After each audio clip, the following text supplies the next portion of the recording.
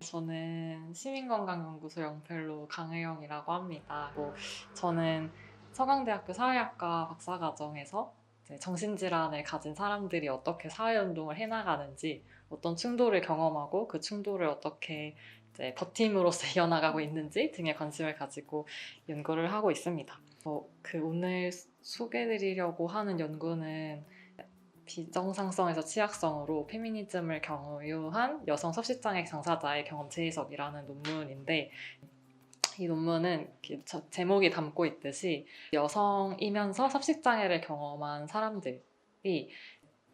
2015년, 16년에 페미니즘 리부트를 겪고 이제 그 후에 삶을 계속 섭식장애와 함께 살아가면서 페미니즘을 어떻게 받아들였는지, 그리고 그 페미니즘을 통해서 자신의 섭식장애라는, 그러니까 거식이나 폭식이나 보상행동과 같은 증상들을 어떻게 다시 이해해 나가는지를 담고 있는 논문입니다. 왜 이 사람들이 섭식장애를 경험하게 되었는지에 대한 설명들도 조금 담겨 있고, 그리고 섭식장애의 가장 큰 특성 중 하나가 이 사람 경험자들이 섭식장애를 처음 경험하고 나서 그것이 어떤 의료적인 개입이나 아니면 타인의 도움이 필요한 상황이다라는 걸 인식하기까지의 그 시간적 텀이 꽤 긴데요. 그러니까 왜 그 기간 동안 이 사람들이 섭식장애라는 것을 인식하지 않았는지, 또 숨겼는지, 그리고 그 숨김의 과정에서 이제 다른 사람들이 이 섭식장애를 바라보는 안 좋은 시선, 그러니까 이게 되게 비정상적이라는 그 시선이 이 경험자들로 하여금 이 질환을 숨기게 하는 과정도 좀 담겨 있고요. 그래서 처음에는 이 당사자들이 자신의 섭식장애를 비정상성으로 해석을 하다가 페미니즘을 경험을 하고 페미니즘과의 다양한 상호작용 속에서 이제 다시 이 경험이 어떤 우리 모두에게 존재할 수 있는 취약성이다라는 방식으로 이해를 하고 이 질환과 페미니즘 양자를 다시 해석해 나가는 과정을 담고 있습니다. 네.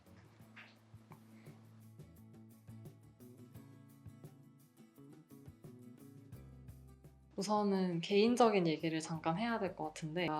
저는 개인적으로 중학생 때부터 거식증의 형태로 섭식장애를 경험을 해왔고, 지금은 많이 완화된 상태이긴 하지만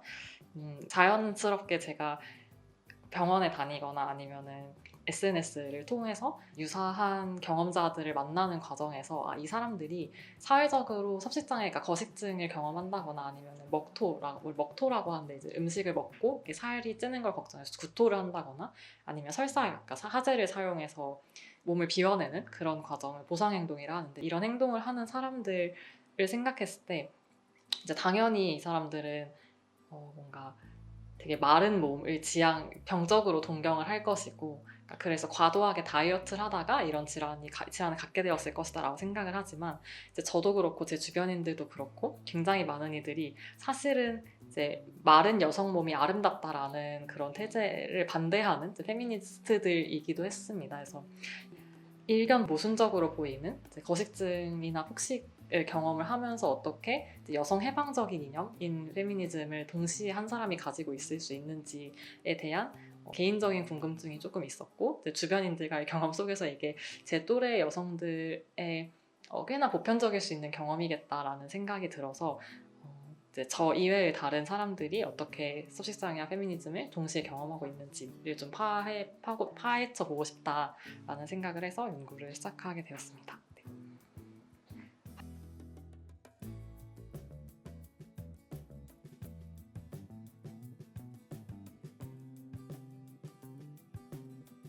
네.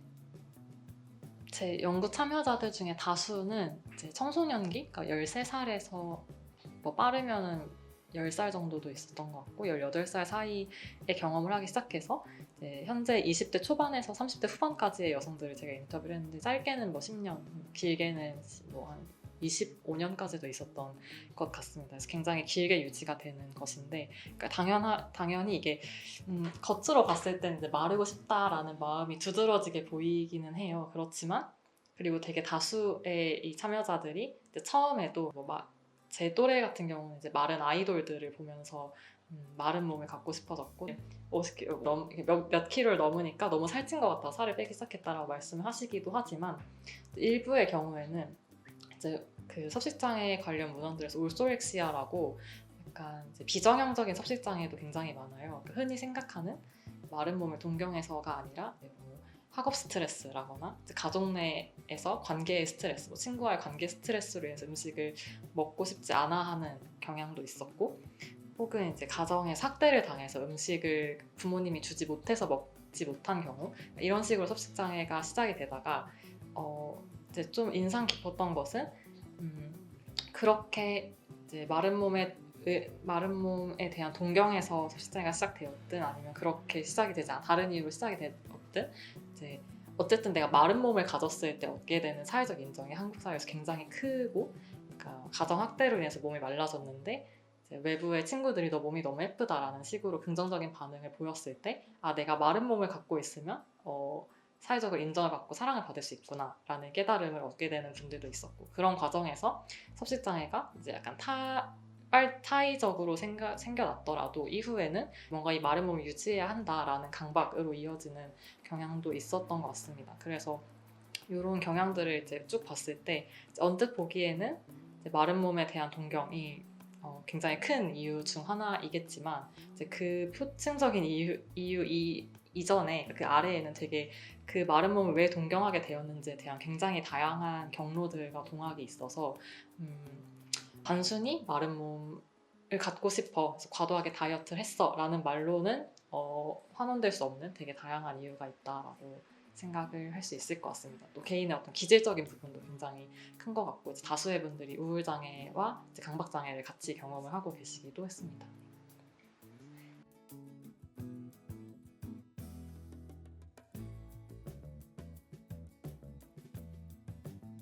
저는 두 가지 정도의 이유를 연구를 하면서 인터뷰에서 발견을 할 수가 있었는데요. 하나는 이제 섭식장애를 일종의 탈선으로 이해하시는 경향이 있었습니다. 이게 섭식장애라는 게 어쨌든 정신질환이고, 그래서 정신적인 온전함에서 벗어난 상태로서 섭식장애를 스스로 이해하시는 분들도 계셨고, 나는 그렇게 생각하지 않지만 타인들이 그렇게 볼 것이야 라고 생각을 해서 숨기는 경우도 있었고요. 또 이제 섭식장애를 가졌다라고 했을 때 가장 흔한 오해가 말씀하신 이제 과도하게 다이어트를 너무 병적으로 해서 스스로 절제를 못해서 마른 몸을 가지려고 한다라는 그 이미지가 준 자극적인 이미지가 주는 어떤 뭐 운동이나 건강한 식이 조절을 통해서 살을 빼려는 게 아니라 이제 뭔가 아예 극단적으로 굶어버리거나 구토를 하는 되게 비정상적인 방법으로 마른 몸을 만들려 한다라는 그런 오해들이 가져오는, 내가 마치 비정상적이고 비이성적인 여성으로 비춰질 거야 라는 그런 생각들 때문에 섭식장애를 스스로 이제 탈선으로 여기는 경향이 있어서 숨겼다라고 말씀하시는 분들이 계셨고요. 이제 다른 한 가지는 조금 예상하지 못한 것이었는데 페미니즘과의 상충이었습니다. 그러니까 페미니즘 이제 다수의 여성들, 그러니까 인터뷰이들이 스스로 페미니스트라고 정체화를 하시는 분들이었고, 그러니까 나의 어떤 어린 시절부터 가지고 있던 뭔가 마른 몸을 유지해야 될 것 같은 그런 강박, 그리고 이것이 질환으로까지 여겨지는 어떤 심각한 상황이 한 축에 있는 것이고, 다른 한 축에는 페미니스트로서 이제 마른 몸을 추구하지 않아도 되고 여성의 몸은 어떤 형태이든 괜찮다라고 생각해야 한다는 그 페미니스트로서의 어떤 이념적인 것들이 이제 충돌을 스스로 내적으로 충돌을 빚고, 이것을 나의 페미니스트 친구들에게 말했을 때 너 왜 그렇게 생각해? 그러니까 좀 친구들이 너 페미니스트인데 왜 그렇게 생각해? 혹은 상담사 선생님이 너 페미니스트인데 왜 그렇게 말해? 라고 이제 페미니스트 정체성을 의심받을 것 같은, 이해받지 못할 것 같은 그런 두려움이 있었다라고 언급을 하셨고, 이제 자신이 따르고자 노력하는 페미니즘과 오래도록 가진 증상 간의 어떤 불일치가 증상에 대한 어떤 회피나 발화를 숨기는 그런 경향성으로 이어졌다고 분석을 했습니다.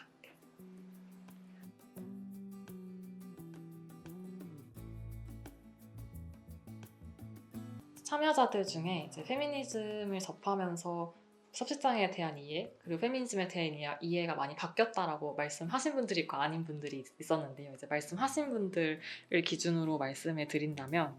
이렇게 섭식장애 증상이 페미니즘과 충돌한다라고 여길 때 그 페미니즘이 이제 되게 흔히 이 인터뷰들 말을 빌리자면 이제 어떤 상을 명확히 정해놓은, 그러니까 이미지를 명확히 정해놓은 페미니즘 에 내가 좀 갇혀 있었다라고 인식을 하는 분들이 계셨습니다. 머리가 짧아야 될 것 같고, 이제 몸이 다이어트를 하지 않아야 될 것 같고, 화장을 하지 않아야 될 것 같은 한 가지 방향성을 정해놓은 페미니즘과의 충돌이었다라고 언급을 하시면서, 근데 이후에 살아가면서 이분들이 뭔가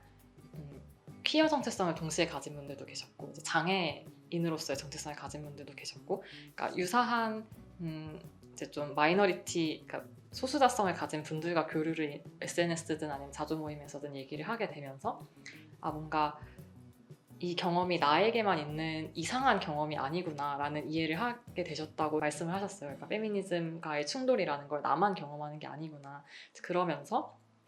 이제 뭔가 자신의 증상을 페미니즘 담론과 이제 교차를 시키면서 경험을 재해석하게 되었다라고 언급을 해주셨는데, 이제 그중 하나가 이제 섭식장애의 원인을 페미니즘의 레퍼토리를 이용해서 다시 이해하는 과정이었습니다. 그러니까 뭔가 날씬한 몸을 지향하도록 사회가 나를 길러냈고, 그래서 내가 그런 사회에 속박될 수밖에 없었다. 그렇기 때문에 내가 계속 마른 몸을 지향하는 것이고, 그래서 오히려 이제 페미니즘의 수사 속에서 이 섭식장애라는 게 뭔가 페미니즘에 반하는 그런 것이 아니라 오히려 이제 가부장제의 억압으로서 나타난 자연스러운 결과고, 이제 그 자체로 이제 페미니즘이 말하는 여성 억압을 보여준다라는 식으로 이제 이해를 하시는 분들도 계셨고, 이제 다른 하나는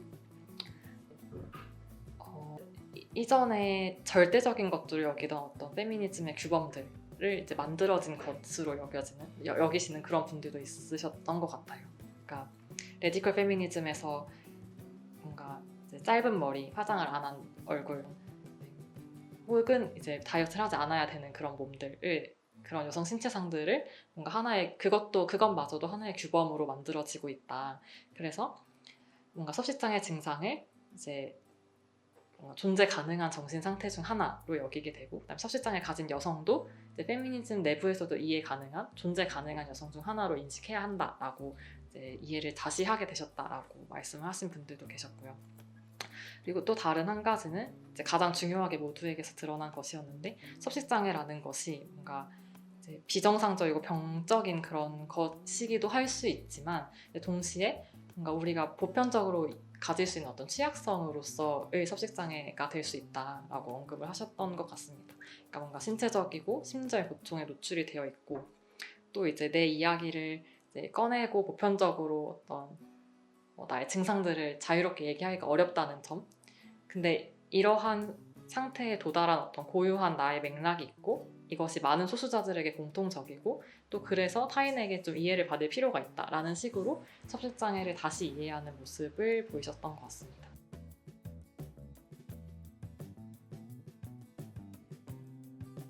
당연하게도 이제 페미니스트들은 마치 그 이전에 갖고 있던 어떤 가부장 사회의 속박들을 바로 던져버릴 수 있는 그런 힘을 페미니즘이 가진 것처럼 생각하는 경우가 있고, 물론 페미니즘 인파워먼트에서 그것이 굉장히 중요한 효과라고 저는 생각을 하는데요. 근데 동시에 이제 페미니즘이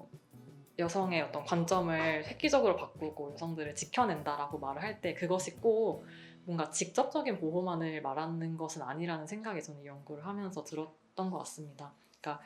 마치 페미니즘을 이제 체화하고 조금씩 공부하고 내면화해 나가면 이제 어떤 마른 몸을 가지고 싶은 마음 같은 오래도록 내면화한 것들도 되게 깨끗하게 쓸어낼 수 있을 것 같지만, 사실 페미니즘이 가져온 보호라는 게 그렇게 직접적이고 단기적이고 확실하게 일어나는 그런 것이 아니라, 이 사람들로 하여금 나의 경험을 다시 이해하게 해주고, 그다음에 내가 가져왔던 경험들을 마치 그때는 내가 페미니즘을 몰라서 그랬던 거야 라는 식으로 소거하거나 잊지 않게 하는 방식으로 저는 이루어진다고 생각해요. 그러니까 그때의 억압 경험을 이제 다시 그것이 억압이었구나 라는 걸 깨닫게 되고, 그다음에 뭔가 다른 억압을 받는 사람들을 어떻게 사람들과 어떻게 함께 할 수 있는지를 상상하는 방식으로 실제 인터뷰들 중에서도, 그러니까 내가 이 섭식장애 경험자로서 얻은 어떤 신체에 대한 불편함, 내가 살이 쪘을 때 그 살이 마치 내 것이 내 몸이 아닌 것 같은 그런 불편감을 느끼시면서, 이게 뭔가 트랜스젠더들이 경험하는 디스포리아, 디스모피아라는 것이 이런 게 아닐까? 혹은 장애인들이 경험하는 어떤 신체와 관련된 디스모피아가 이런 게 아닐까라고 언급을 해주셨던 분이 있었던 것 같아요. 그러니까 저는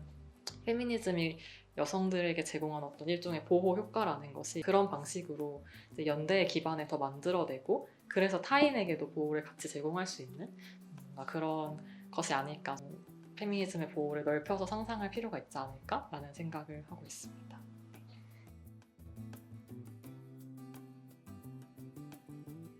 저는 이제 섭식장애가 되게 사회적으로 좀 자극적으로 보도된 경향이 되게 많다고 생각을 해요. 미디어에서도 생각하면 이제 거식증을 경험한 사람이라 하면은 막 너무 다이어트를 심하게 해서 죽음에 이를 때까지, 물론 그게 사실이기도 하지만요. 이제 죽음에 이를 때까지 그런 심각성이 섭식장애에 분명 있긴 하지만 이제 그런 신체의 이미지, 막 뼈가 튀어나온 이미지라거나 그런 아니면은 음식을 미친 듯이 먹고 막 구토하는 이미지 같은 걸 되게 많이 보도를 하고 그게 섭식장애에 대한 일반적인 이미지인데요. 근데 실제로 섭식장애 당사자들의 삶이 그런 모습을 가지고 있기도 합니다. 근데 이제 그런 모습만으로 대변되지 않는 섭식장애 당사자들의 삶과 왜 그 상태에 이르게 되었는지에 대해 그 과정을 좀 더 면밀히 살피고 이해하려는 노력이 필요한 것 같아요. 그러니까 이제 막 음식을 퍼먹고 구토를 하는 그 겉에 있는 모습 이전에 있었던 굉장히 많은 경험들이 있고 그다음에 그 이제 구토를 하는 과정에서 본인이 경험한 어떤 자괴감 같은 것도 굉장히 실제로 크기도 하고 그러니까 좀 왜 이 사람이 이렇게 강박적으로 이런 행동을 하고 있는지에 대해서 좀 다각적으로 이해를 하려는 시도가 필요한 것 같고 그리고 정말 이 사람들이 병적으로 이상해서 비정상적이어서 이런 일이 발생할까에 대해서도 한 번쯤 주변인이 아니시더라도 한 번쯤 생각을 해보면 좋을 것 같고 그다음에 사회적으로는 이 인터뷰들을 인터뷰하면서 가장 많이 나왔던 것이 이제 숨긴 가장 큰 이유가 이제 주변인들이 아무도 그러니까 이게 이 질환 자체를 모르더라. 그러니까 나도 잘 모르고 주변인들도 모르고 선생님들도 모르고 청소년기 학교를 맨날 가도 이게 이 아이에게 무슨 일이 일어나고 있는지를 아무도 모르더라. 그리고 안다 한들 병원에 가기가 너무 힘들었다. 왜냐면은 섭식장애를 다루는 정신과 병원이 거의 없기도 하고 찾는다 하더라도 상담이나 치료를 받는데 한 달에 100만 원 가까이가 들고 그러니까 그런 접근성이 전반적으로 좀 떨어져 있다는 생각이 들었어요. 그래서 약간 사회적으로 이제 이 사람들 개인적으로 이해하는 것을 넘어서 정보가 좀 교육적으로도 잘 예방교육 같은 것이 이루어지고 또 병원에 인계하는 시스템이나 혹은 병원 이외의 다른 뭐 지역에서의 자조 모임이나 아니면 청소년 복지센터 같은 어떤 좀 사용할 수 있는 자원들을 활용을 하면서 예방과 치료에 도움이 되는 그런 시스템이 구축이 되어야 되지 않을지 이런 생각들을 하고 있습니다.